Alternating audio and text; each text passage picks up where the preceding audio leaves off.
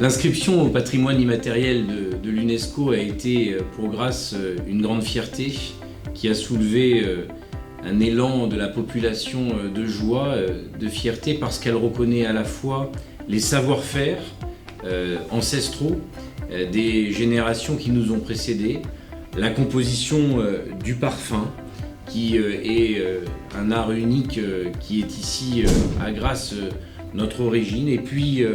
la question de la connaissance des matières premières naturelles et leur transformation.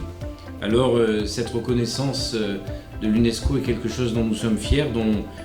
nous parlons souvent, valorisons souvent cela devant l'ensemble des partenaires, parce que ça fait la colonne vertébrale de la ville de Grasse.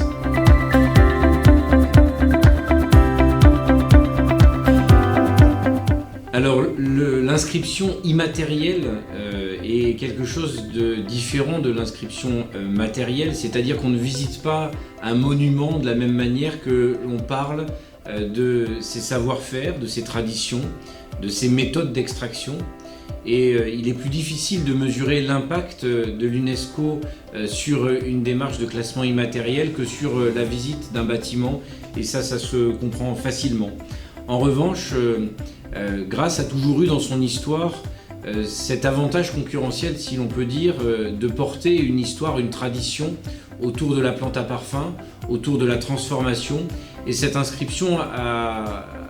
l'UNESCO et au patrimoine immatériel de l'humanité a permis de mettre en lumière Grasse devant la presse nationale et internationale. Et forcément, cela aura des impacts positifs dans les années à venir, parce que beaucoup de personnes choisissent leur destination de voyage ou de vacances en fonction des parcours de l'UNESCO, et c'est quelque chose qui va générer en tout cas des flux supplémentaires.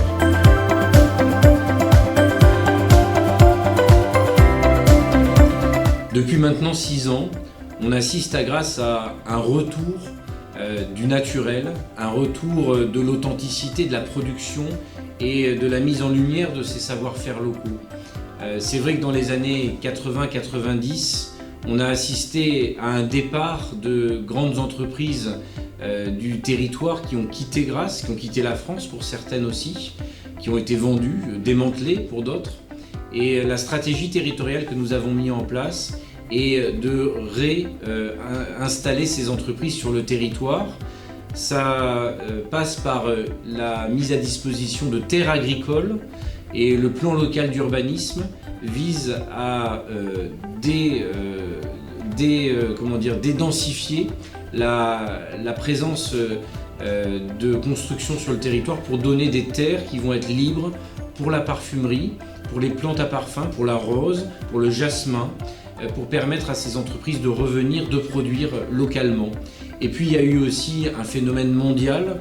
où le consommateur final souhaite consommer moins mais mieux,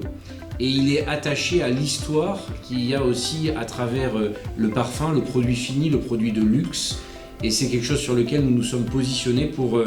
raconter aussi l'histoire de la ville de Grasse à travers les maisons qui viennent s'installer ici.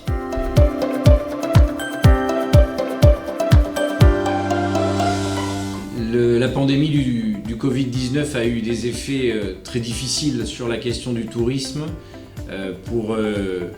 cette économie qui est basée sur l'échange, la rencontre. Le tourisme, c'est ça, c'est d'échanger, se rencontrer, et ce territoire, il est attractif et il permet cet échange et cette rencontre. Forcément, quand il y a eu ce confinement, cette fermeture des frontières,